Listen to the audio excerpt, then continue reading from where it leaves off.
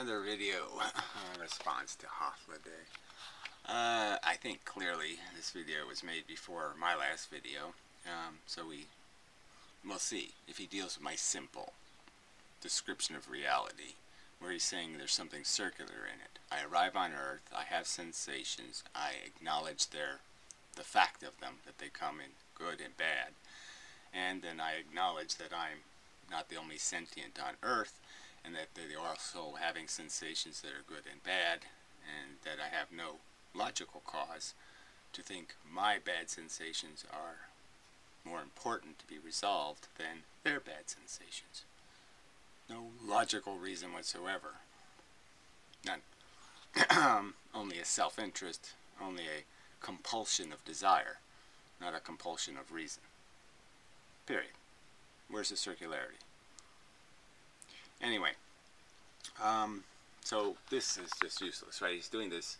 Let's compare human brains to apples and and use the word bad apple, which is, it carries its own, you can see it two ways.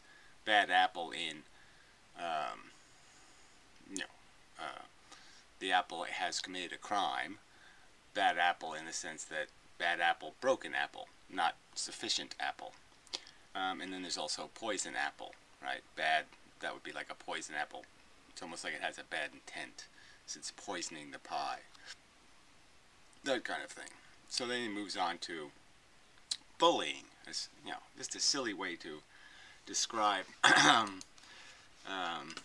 in my opinion, ethics. Alright, so moving to, where's the bullying? Here's the bullying crap. Alright, and so he says you ought not to bully because bullying is bad. Well, frankly, it's not always bad. It's not intrinsically bad. I suppose if the intent, if you just purely intend to cause pain and suffering, then bullying is bad. Always, I suppose. But it's more of a social commentary, right? Now you're getting into constructs where the laws of averages are going to be played out. Because the fact is, intentions really don't matter to outcomes. I mean, I can intend to be the greatest human on Earth. That intention doesn't mean anything unless I deliver. Okay, so if I say I intend to be super great, so what? If I don't deliver super great, I suck. It's just the truth. So it's about what you deliver. And clearly, on the subject of bullying, there's some necessary, in and of itself as an event, it's bad. But we know in the context of real world life, you're going to need some calluses, to get through life. You're going to need some protection, against your sensitivities. If you're going to have any durability over time. So some bullying, the right amount, as prescribed by the qualified authority, whatever that right amount would be, is sort of necessary to the development of your calluses and then your ability to go through the rest of your life without being traumatized anymore by any kind of bullying. Obviously the military has to use it, to create an understanding of what your first priority is. They sort of have to beat it into you to make you focus on the fact that you have an obligation to your tribe that is higher than your personal incentives or desires. And they have to sort of bully you into becoming part of their Borg, becoming part of a machine, a team, and explicitly and completely being obsessed with your team role. So whatever. I mean, it's not a great thing to use as a metaphor for a brain tumor and the pain that comes with it, or all the other ways you can acquire negative brain states. And so this is where it all goes quite foul, in that he starts talking about brain states in this convoluted way. So yeah, maybe we'll start here and play along. Sorry, I'm still of the not hearing well condition. Actions which are deemed not to be appropriate, not liked, actions that are wrong. Right, actions that have no probability, okay, over redundancy. So that would be the argument for like a social circumstance. And I can explain, I can point out many circumstances that are just ludicrous, right? I mean, where logical ethics just completely breaks down. You could look at drunk driving laws, or you could look at even attempted murder. The very concept is just stupid. The idea that you give people more time in prison for successfully satisfying their objectives than you do people who had the same exact objectives, they just failed. They only injured the person. That's almost even more hideously ironic, is that some people are hideously deformed. Their life is object torture for the rest of their life because of somebody's failed attempt to kill them. And they get less punishment for it, which is plainly stupid. But again, this is social contract crap. This has nothing to do with the fact that you could have the worst intentions and the worst methodology to acquire, to exercise your intents. And the fact is, you make the world a better place in the end. And that's just the truth. And the fact is, you would be a great asset to the sentient beings on Earth because you accidentally did a great thing. Yeah, I mean, you can look at, I hate to use these movie metaphors, but it's the Anaconda thing. I mean, the Lord of the Rings, right? It's all reverse heroes, right? I mean, Gollum is a creep, okay, just a despicable creep, and his creepiness in the end saves the day. So he's the great hero in the sense, because he saves the day by just being creepy, being a little prick.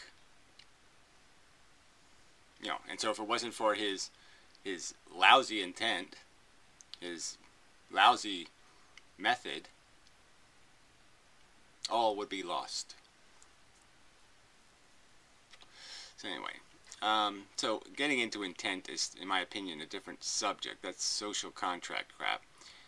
In the end, all that really matters is the world a better place or a worse place?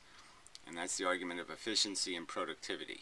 Were you a productive instrument? And clearly, with mechanical devices that are programmed and that have operating instructions, clearly you're more likely to be productive if you intend to be productive. I mean, if I intend to be super great, there's a better chance of me being super great than if I don't intend to be. Obviously.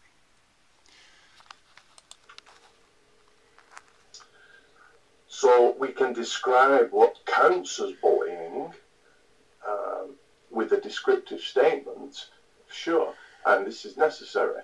We can say, perhaps this list is not exhaustive, and perhaps... Yeah, perhaps this is all tedious and irritating. What he's doing here is he's looking at the motives of this guy and not looking at the pain of this guy. So I would argue that the only thing that's important is the pain here. This doesn't really matter as a description of value. If this sad face doesn't happen, this is irrelevant. It's only this sadness that makes this relevant. So without the consequence of sadness, with a brain in a bad condition, not a bad brain, a brain in a bad condition. See, this is what he does. This is the wordplay. He says bad brain, like the brain did something wrong, like the victim did something wrong. No. Bad created by bad intent. That's the equation. That's not sufficiently clear, because there can be, for example, abusive name calling or shaming. Well, we're saying it's bad, yeah, that you ought not do it, but it isn't necessarily the case that the person actually suffers. They might have a really fixed... Right, and then you win, okay? Even though you were trying to lose, you win. It's like that, sometimes you accidentally win. And that's just a fact. So, yeah. But I would argue that there is such a thing as professional bullying also. You know what I mean? Scientific bullying. Just the right amount of bullying to build character. So it's a messy subject to play with. Skin and really have low regard for the person attempting to name and shame them. And it really makes no difference to their well-being whatsoever. But it's still bad. It's still an instance of an existence. Yeah, it's only bad in a social contract kind of way. It's only bad if your intention is, if the context is that there will be many irradiations of this roll of the dice, rolling the bullying dice. So that's the only way it could possibly be bad, is if it's as a theory of playing the game over a long period of time. It can't in and of itself be bad, because in and of itself it didn't create the negative brain state. It didn't create the pain. Therefore, it can't be qualified as a bad thing. It can only be called a bad thing if you're going to say, but we're going to do it over many, many permutations, and it will inevitably create the bad condition. Then you declare it bad, but only in that context. In and of itself, no bad. No harm, no foul. Fact. I mean, no foul of actual circumstantial outcome. No foul against outcomes. And in the end, that's the only thing that matters. But obviously, I'll say it again, obviously, outcomes will be very different if you have millions of permutations. You can't rely on luck anymore. According to the prescriptive statement, somebody doing wrong. Fuck. I hate that. Anyway, congratulations. I'm crank calling you from some bullshit selling sucker fucking capitalist fucking cunts. With no ethics. You can pause the slide and read the others. Their brain is bad. So playing together is good. This means you ought to play together. Like a microphone nicely. Again, this is just another silly thing, right? I mean, playing together, this has something to do with reality. I mean, this girl's fucking this guy. This guy is fucking that guy. These people are all saying, gee, she's got a crooked face. And, oh, she's got a big nose. And he's got a... I mean, fuck this shit. This is just a stupid way to analogize ALS, muscular dystrophy, all the other horrible miseries that can befall human beings. This is just such trivial tripe as an argument to minimize and diminish the existence of real suffering on planet Earth. It matters how you behave to others. Yeah? Is this goodness what is meant? It's a completely different meaning of good than what was meant in the term of apples, right? This is prescriptive good. This is a normative. No, it's a description of logic. Okay, I'm just saying, once you establish what's valuable, brains comfortable is good, brains uncomfortable is bad. There. Now, all the oughts will be logical consequence. The fact that productivity will mean create more good, create less bad. Okay? Unproductive will be described as creating more bad than good, having a negative outcome, a negative product. So the idea of logic here is that all you've established as an axiom is that the negative condition is really negative, and that the obligation now is to extract yourself from the negative condition, the deficit, and create yourself to balance or an asset. So it's, in that sense, economics would be a very good analogy in the sense that the deficit in economics is obvious. It is axiomatic. It's about as you can't really say anything to make deficit positive. It's a deficit. It's a debt. Debt bad. The neutral point and then the positive gain point. And that's all you're saying is once you've established value on that scale with a real negative and a real positive and a real neutral, then everything else is just a logical imperative. Everything else is just written by logical statements. You don't have any discretion. If your intelligence, I'm saying, any intelligence in the universe is not going to twiddle its thumbs, it's going to solve problems. That's what intelligence does. Solves problems. -3 plus x equals must be a positive number. So obviously the x has to be some positive, has to be in there to fix this. It fixes the equation. That's what intelligence does. It comes up with the +3. Or it comes up with some way to get rid of the -3.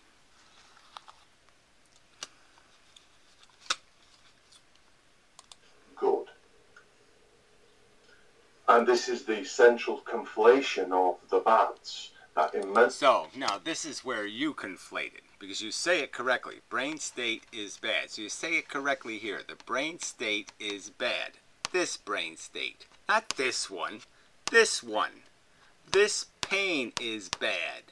Any way this pain is caused is bad if it doesn't have a redeeming purpose. If this guy's purpose isn't, I'm building a callus and he'll be much better off in the future, well then fine, this guy's great, if that's his intent. So this is just bullshit. Uses that the common understanding is when he says bullying is bad, it's an either or in my mentality. You can either make a descriptive statement or a prescriptive statement. You can't say the both things at the same time. You're not saying both things at the same time. Again, there's no ought in it. If you say suffering is bad, there's no ought yet until you do the second, until you add the second equation, which is we already know that bad must be eradicated. So therefore, here's an instance of bad. It must be eradicated. It must be compensated for. The equation must be balanced. Where's the balance? Find the balance or create the balance, but you must find that condition. Because the idea that you're saying you ought not bully is a completely different idea to the description that the state your brain is now in is bad. I don't see them as different. Again, I'm saying this is all I care about. So you can keep playing a game like I'm saying this is bad. I'm not saying that. I'm saying this sadness is bad. And I'm saying if its cause doesn't have a redeeming purpose, then that's all you have is the negative number. You have -3 exists. The bad exists. The negative state. The negative condition. How was the negative condition caused? Is there some function that's necessary? So it removed a -4. The cause removed a -4. That means it's a +4. So then you have 3 plus 4 minus 3 plus 4, and you have a +1. There's your math. Not complicated. But if you don't have a positive intention or you don't have a positive action result to compensate for the sadness, then all you have is the sadness. Yeah.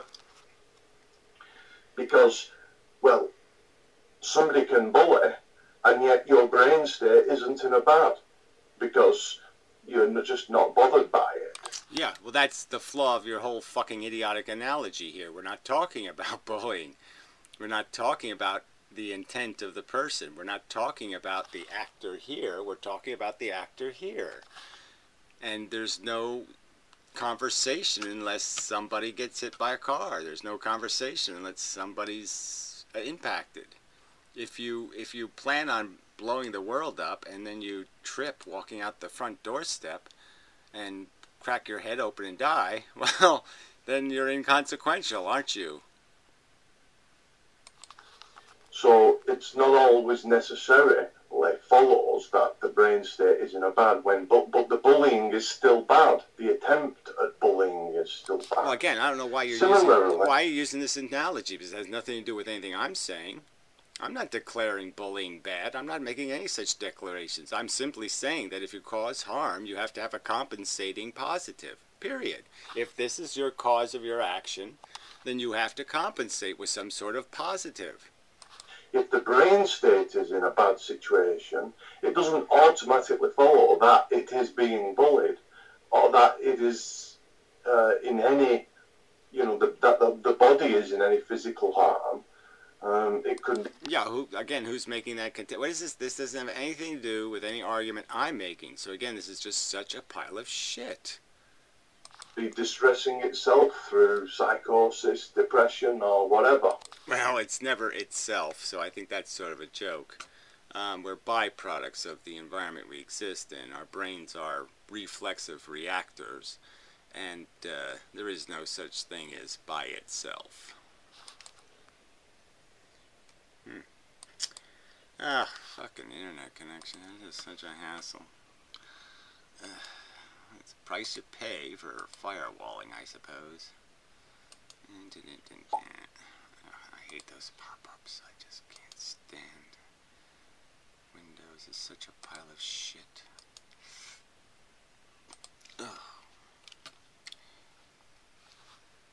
Such a horrid pile of shit.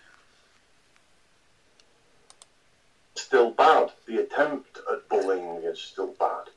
Similarly, if the brain state is in a bad situation, it doesn't automatically follow that it is being bullied, or that it is, and nothing changes by recognizing that this existence of this condition, this state of a brain bad, nothing is added prescriptively. There we go. His declaration. So we know there's a bad brain state, and he says there's no prescription. No reason to pay attention. So we've established that we know that bad is the enemy here. That bad can happen to me and bad can happen to them. Alright? And it's the same bad. And his argument is that somehow there's no obligation for me to consider them. And so I can just divert all the broken legs to them, and now they're not broken legs. They're only broken legs when they happen to me. That's illogical. The badness is in whatever it happens to. Doesn't matter what vessel is experiencing it, that's creating the bad. I've already made this argument over and over again. The ought is built into the establishment of the value. The value has the value. The state, the condition, the brain state has the value. It has nothing to do with location. Location is irrelevant. And the obligation is to eradicate the brain state, to compensate, to balance the math. By using the bad, in that sense. When you're saying the brain state is the bad and exists as a bad, it's a descriptive statement, not a prescriptive. So he's acknowledging that there's this bad state existing, and yet he's saying that intellectually somehow you're not supposed to recognize the bad and fix it. And my obvious argument is there's no way you could intelligently defend that if you establish the bad as being really bad. Intelligence must fix it. Intelligence knows the math has to come up with this positive number. Intelligence knows that. Okay, that's the axiom here, again, that you know the difference between a deficit and an asset, and that you know the difference for your own productivity, that to be productive, I must, in the world, eradicate bad and create good to be productive. And that's the game we're playing. The game, the real game, is productivity. That's the Olympic competition, productivity. All right? And that's what we're competing to do in the real game of ethics. All right, most people aren't doing that because, like you, they're selfish cunts that can't see past their own fucking dick, their own stomach, let's say, first. Then the dick becomes irrelevant because they can't see it anymore. Case in point. Yeah, but the real game, the game you're really in, whether you like it or not, the game you're failing at, in my opinion, the real game of ethics is productivity. Are you making the product number a bigger asset, or are you diminishing it into deficit? Period. But again, let's be clear. Acknowledging the existence of the bad is not the same as prescribing, but the prescription is going to be a logical consequence. You're not going to be able to escape it logically. Again, I emphasize that doing bullying is bad. No. Causing harm is bad. Causing pain is bad. Essentially, bad in the descriptive sense can have causes of bullying. I go off on the tangent there a bit. And same again, neuron states. I mean to play a clip. I don't know that it'll get played. Yeah, well, whatever. This is just so useless as a diagram, in my opinion. Okay, yes, this is the set of all possible states. There's positive states and negative states, yet you haven't done anything with that. You're not acknowledging the fact that the negative has a meaning, that it's a real number, that if this circle is more than half of this circle, you're in big fucking trouble. Inmendham talking about the nature of repulsion and stuff to clarify what counts as being in a bad state. Well, I shouldn't even have said it that way, because obviously a lot of those good states, the value has already been used up because they've been extracted from the bad brain state. And again, extracting uses up the value. The good value has already been used up by the person enjoying the good. A person's bullying you was doing wrong. See, this is who says you. Exists bad action. It's just, again, the only thing that matters is the bad condition. So again, it's the brain state. Suffering is bad. That's the premise.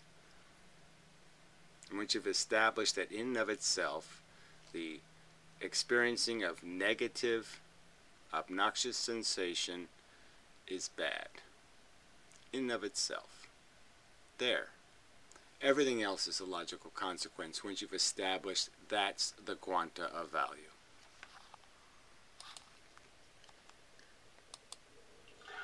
So I just do some math here.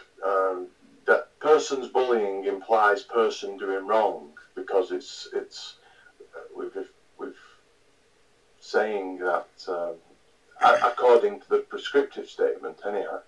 Well, again, this is like I said, what this has nothing to do with my argument, and has nothing to do with the development of my prescriptive statement, which is more simple, which is causing the negative brain state is the bad. Rotting apples is bad.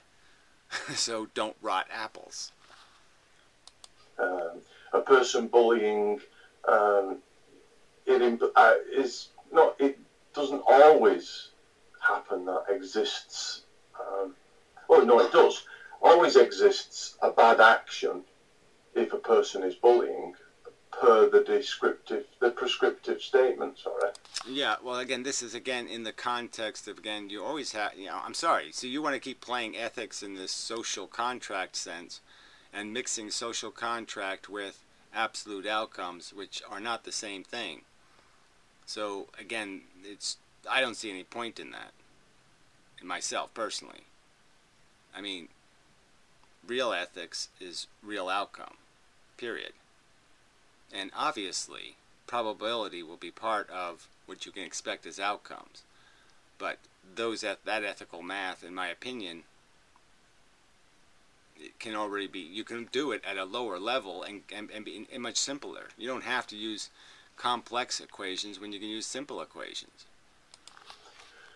But it isn't this is the one which isn't always the case. A person's bullying doesn't always necessarily create an existent bad state. And similarly, an existent bad state doesn't always mean there's a person doing wrong. Right. But we know the probability, so again, over time, you know it will happen, so therefore you just go with the statistics and say, is this statistical outcome acceptable? If the statistical outcome isn't acceptable, then the activity isn't acceptable. And in inmendham's schema, an existent bad state really means there always is a person doing wrong, because... Again, where do you get that from? There's an existing bad state, that means a person is doing something wrong. Where? Cancer? Somebody did something wrong? Somebody trips on a banana peel, they did something wrong? No, they had an accident. What is this? What are you talking about? I mean, this is just an absolute nonsense. I'm saying the very condition of existence will create a certain amount of unavoidable harm. Not created by anyone, but just created by the fact that you're being bombarded by all of this energy and material form that can knock you over and break your leg. It's your problem too. It's in the universe. Bad is the problem. Yes, that's the axiom. Bad is Darth Vader. Good is Princess Leia. Yes, that's the conflict. Save Princess Leia, kill Darth Vader, blah, blah, blah, blah, blah.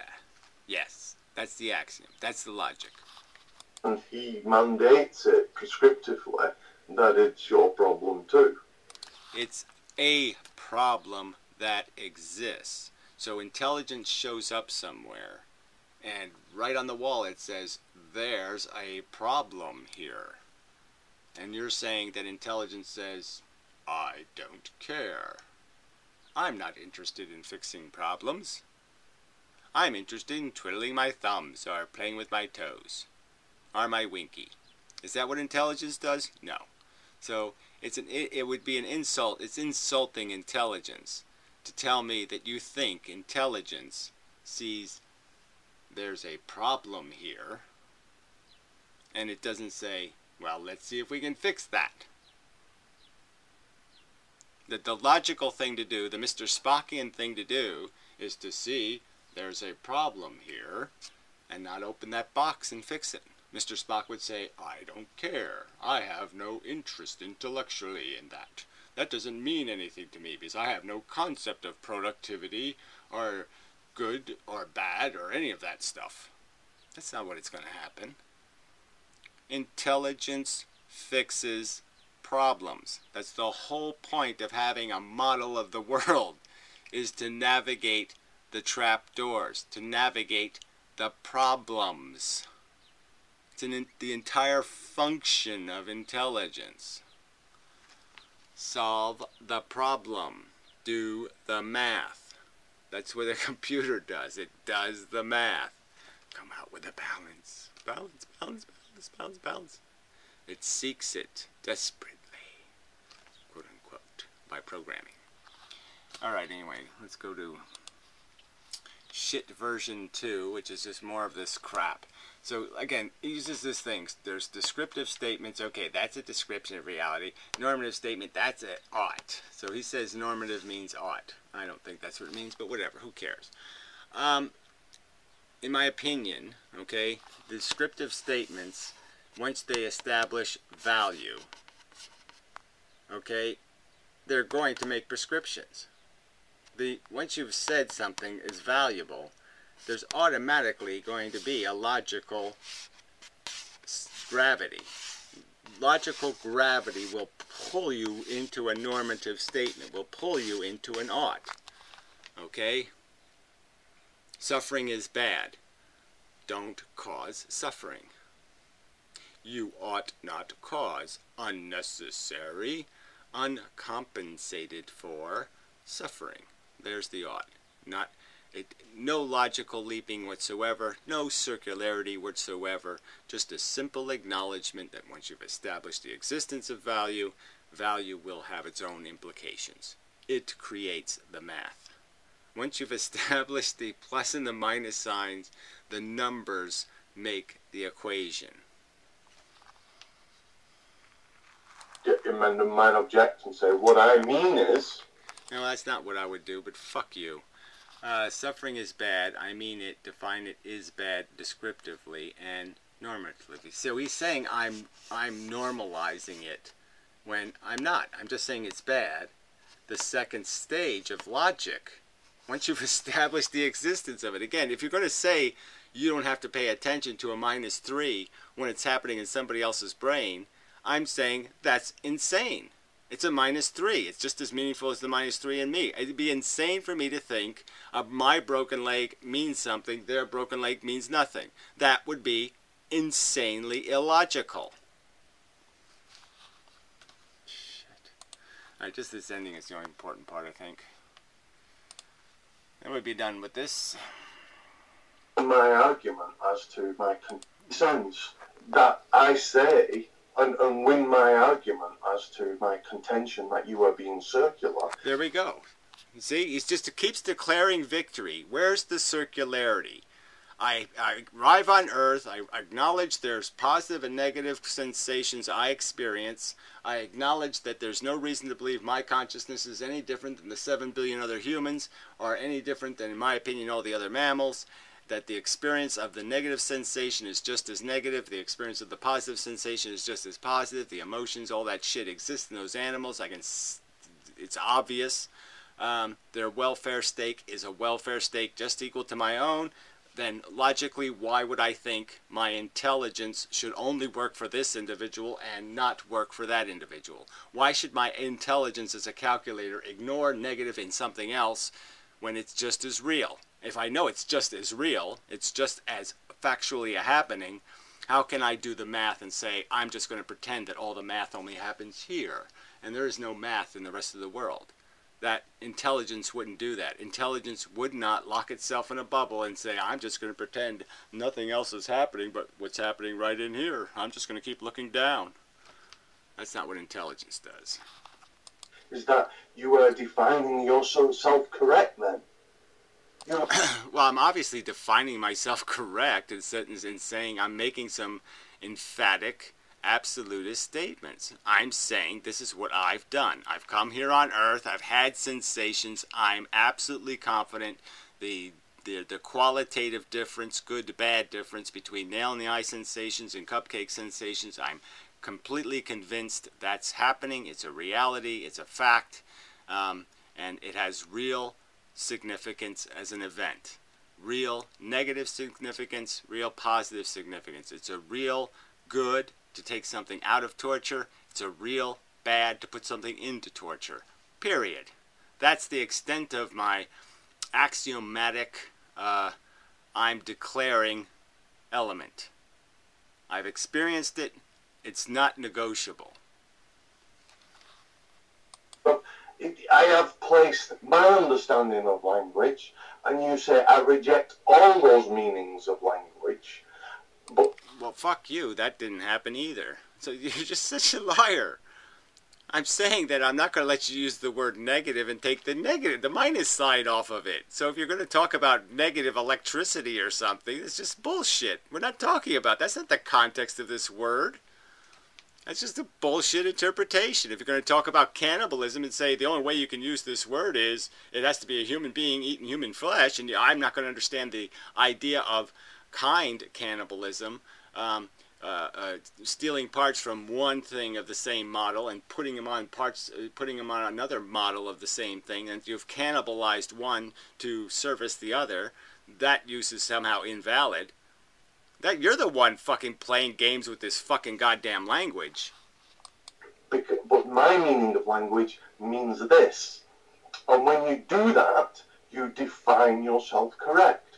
and you undertake the circular reasoning that my whole life... Well, again, you keep saying it's circular. I'm going to keep arguing you're a lying piece of scum because you're not pointing out any circularity whatsoever. How have I used my conclusion to defend my premise?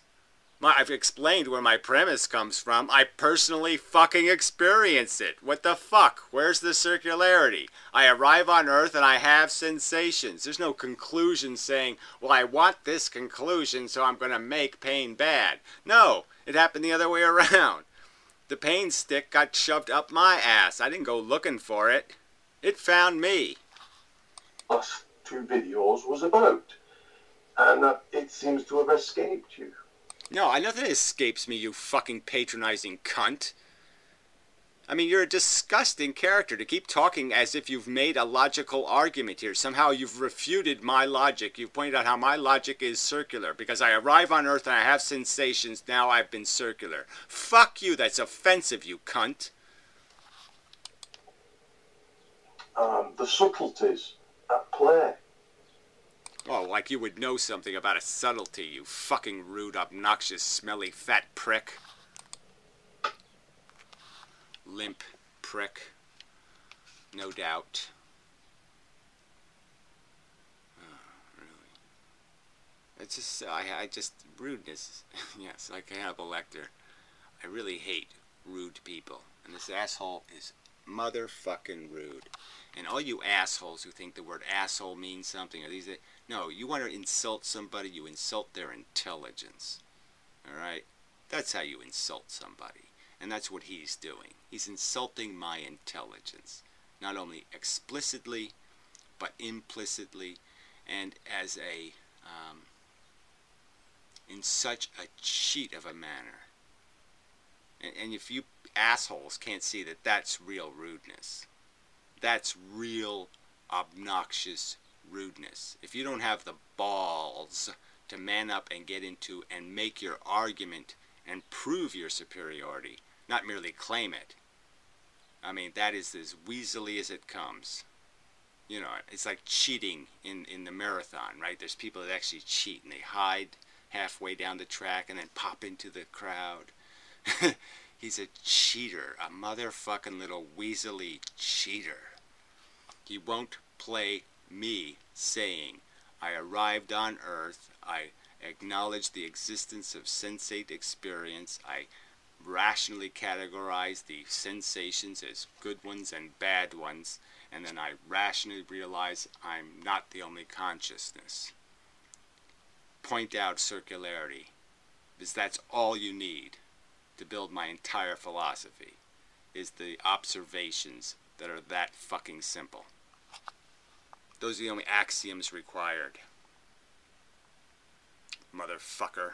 And there's nothing circular.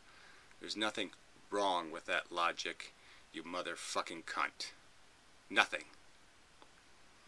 Till next time.